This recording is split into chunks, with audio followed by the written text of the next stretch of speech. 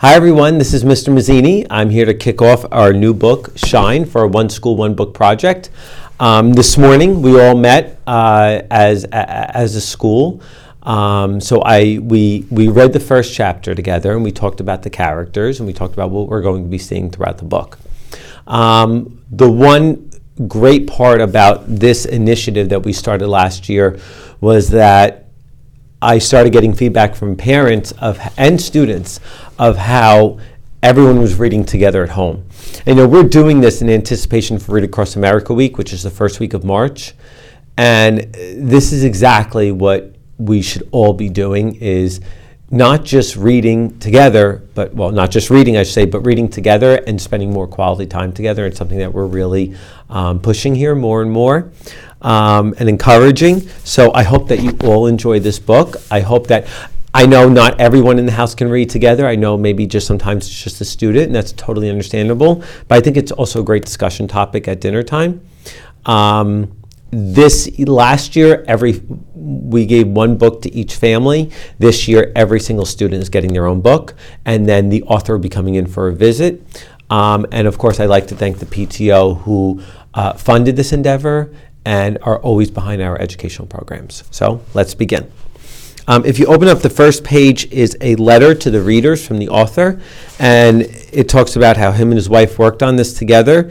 And in there it says that his wife wanted a story that reminded readers that who you are is just as important as what you do. And I think that's very powerful for us to remember.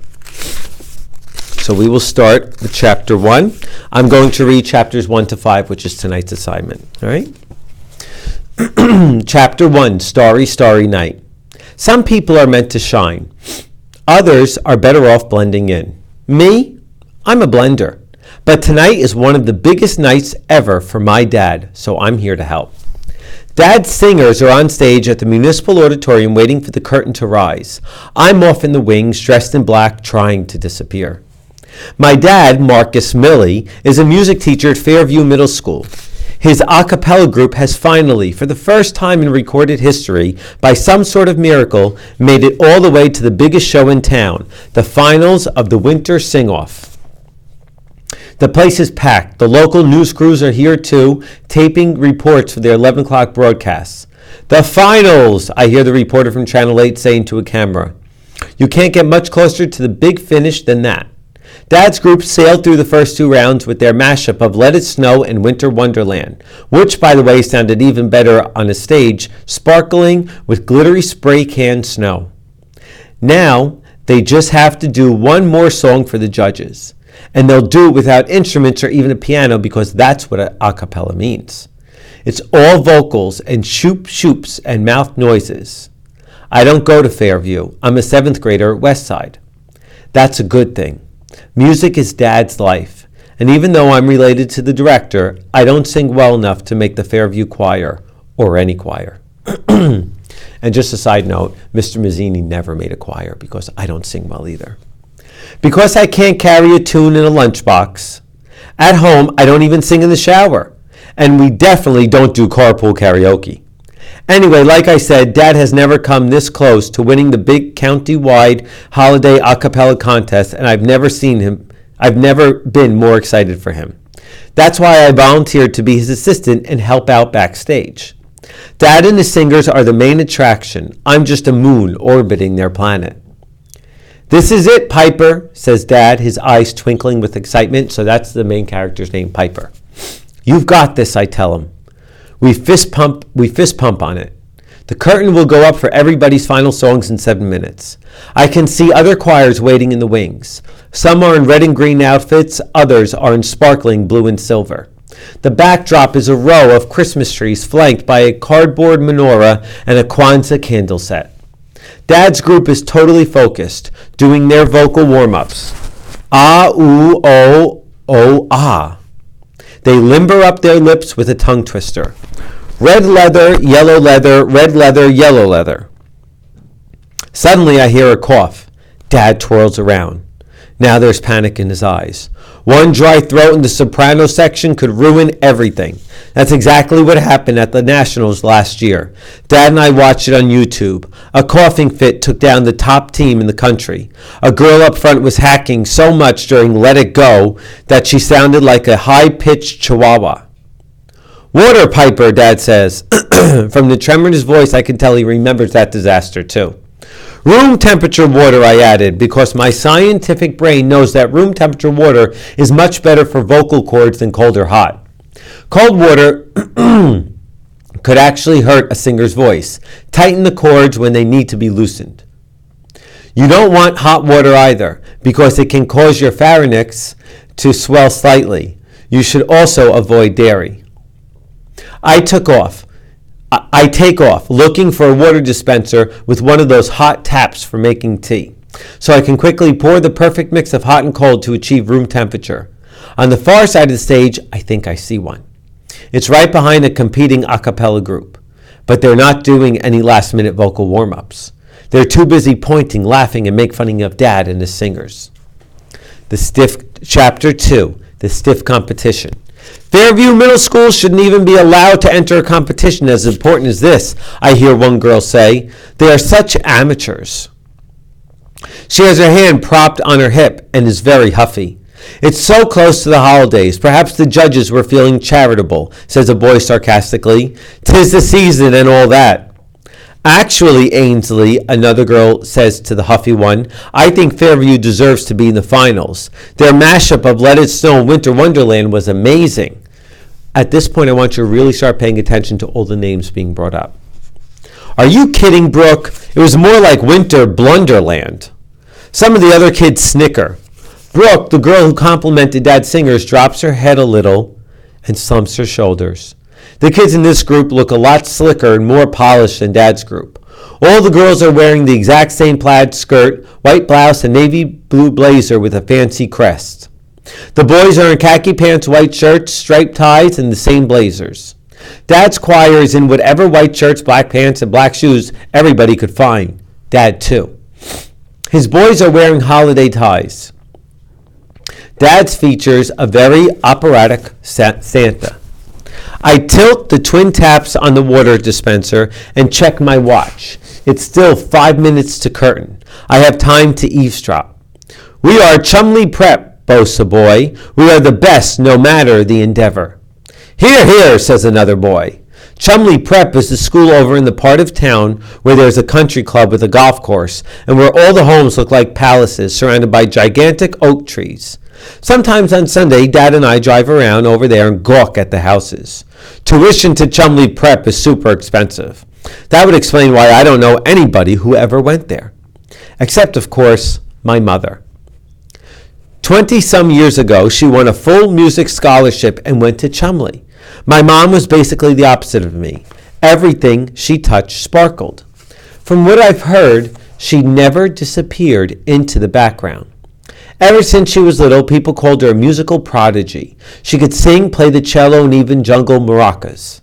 Seriously, I've seen pictures in her yearbooks. I'm not sure how useful maraca juggling is, but still. Did you see the shoes the Fairview director is wearing? Ainsley sneers. Can someone say fashion mistake? They're not even dress shoes. They're gym shoes. Black gym shoes with white socks. Several of the Chumley singers chortle and snort. I can't stand hearing this girl making fun of my father on his big night. He's been working to be here since forever. Who cares what kind of shoes and socks he's wearing? I'm really, really proud of him. Mom would be too. And that goes back to what on the first page of this book, what the author's wife was talking about that I said in the beginning. But she's not here. More about that later. I finished filling the water cup. I'm trying to muster up enough courage to give the Chumley Prep a cappella group a piece of my mind. Fortunately, I don't have to. Somebody slips out of the shadows to do it for me. Chapter 3, My Hero. An elderly man in a blue blazer scampers out of the darkness. He may be old, but he's feisty. Judging from his outfit, I'd say he must also be a Chumley Prep booster or alum. He's dressed just like the kids, only his blazer is kind of baggy, his khaki pants kind of saggy. I think he might be 80 years old. Children, he demands. Where's Mr. Glass? Where is your director? The kids ignore him. They keep chattering about what's wrong with the other finalists. He stamps his foot down hard. I said, where is Mr. Glass? Finally, he has their attention. I sent him to go talk to the judges, says Ainsley. They're letting Fairview Middle School go on first in the final round, and that, sir, is 100% unacceptable. We need to be the first group on that stage so we can set the bar so high no one will ever be able to top it. Hear, hear, says the boy who, if you ask me, says hear, hear too much. The old man narrows his eyes and says what I'm thinking. You, my friends, are not the center of this or any other known universe.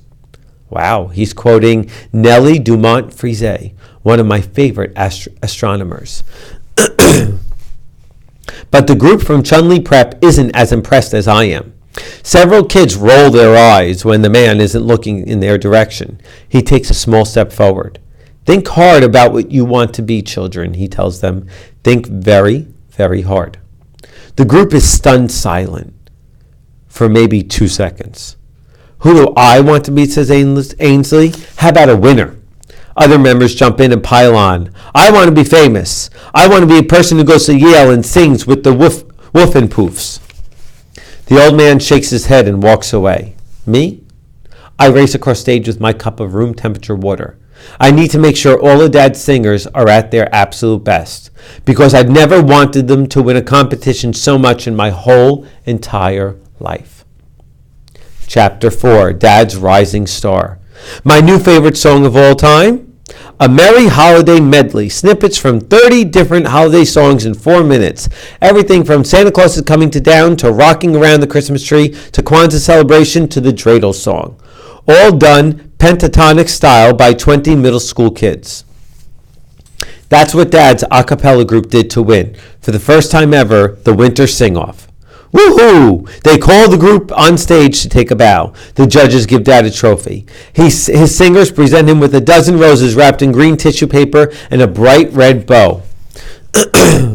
Yeah, Dad, I shout from the wings. He looks so happy. I swear he's not seeing the municipal auditorium when he looks out at the crowd. In his mind, he's on a Broadway stage, just like he's always dreamed about. I clap till my hands hurt, because I know Dad gave up that dream for me. He wanted to write musicals and conduct Broadway orchestras, but that's a risky career with no guarantees. You need a ton of talent and lots of lucky breaks. Dad definitely has the talent. The lucky breaks? Not so much. After Mom died, he had to find a steady job so he could take care of me. Winning the a cappella competition? For him, that's even better than taking a bow on Broadway.